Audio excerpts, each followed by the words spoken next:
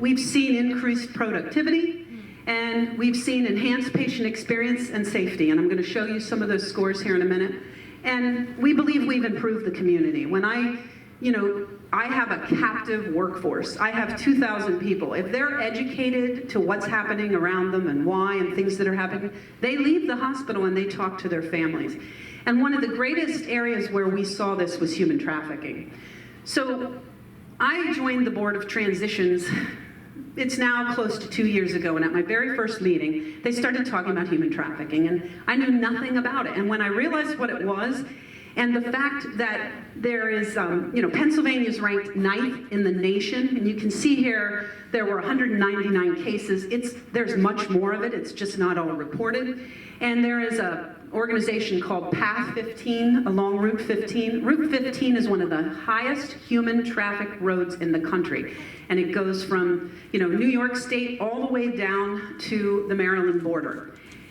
And you can see here, we sit on Route 80 and we sit on Route 15. And so we are at the hub of a lot of this activity. And so what we did was, I came back and I talked to my team about this, and people were horrified. No one else knew about it. So I felt better in the sense I wasn't alone, but we're like, what are we going to do about it? So I wrote an article for my insights and explained to the workforce what it was and that we were going to train people. We mandated every employee to take an online class about human trafficking, and then we gave the opportunity for classroom instruction. I have 1,800 people, 1,300 of them elected to take additional training from what they learned. They were so horrified by it. We did a short course for physicians and other providers, and then we did some training of the spiritual volunteers and the other volunteers in the hospital as well. We began to recruit champions. So there's clearly areas in the hospital like the emergency department, the OBGYN practice, the urgent care where you're more apt to see this. So we have champions in those areas in our provider offices. We developed a protocol and an assessment tool, and we began to have the workforce educated to this whole process.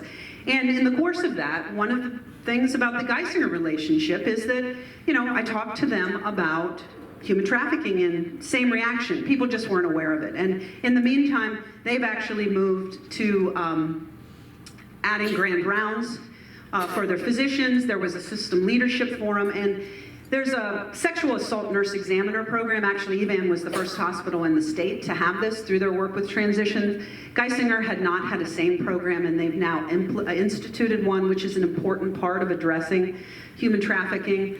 But you can see here, we got behind it, and there's men in this room, but I'll make a sexist statement.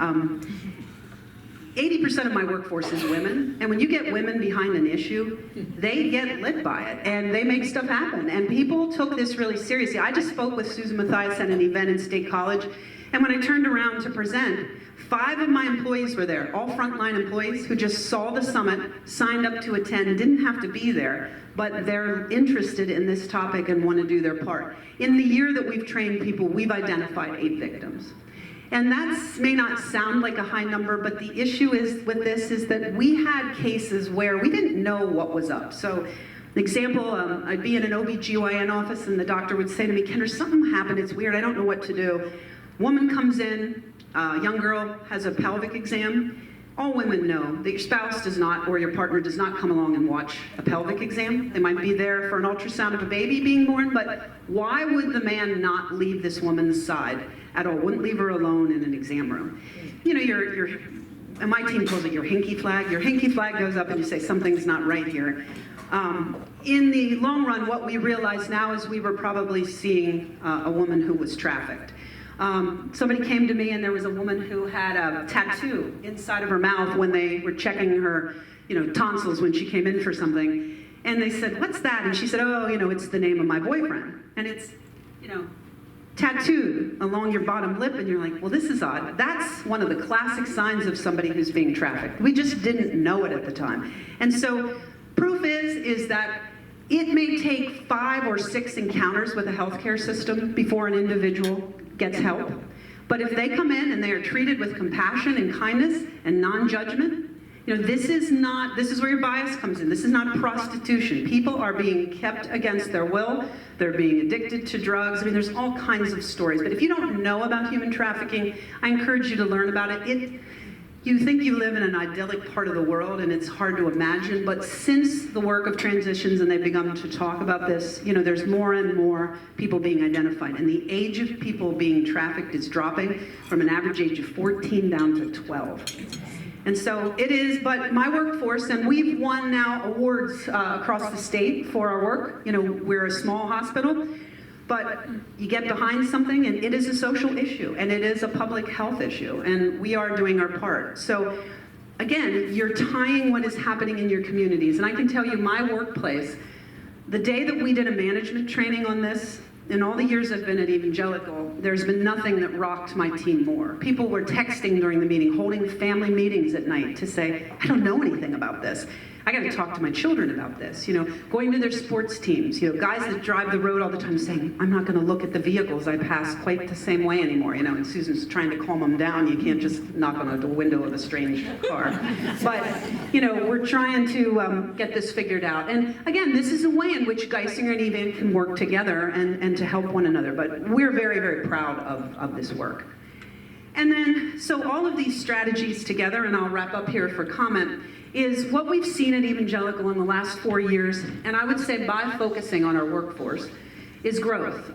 We've grown. This is more of an interesting thing for you. We've had a 23% growth in the amount of owned or leased space that we have. And we own, we've grown 42%. We now own 165.275 acres of land, mostly in Union County, but in a few other areas. We've seen a growth in our employees. We've grown 236 employees, so we've had a 14% growth, and this number is actually up, so we are closer to having 2,000 employees. We've had a growth in providers of 24%. We now employ 93 physicians. Now, this is not the medical staff. This is just those physicians that we employ.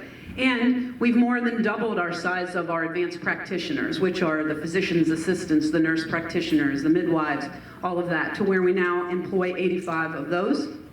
These are the kind of services we've added in the last couple years.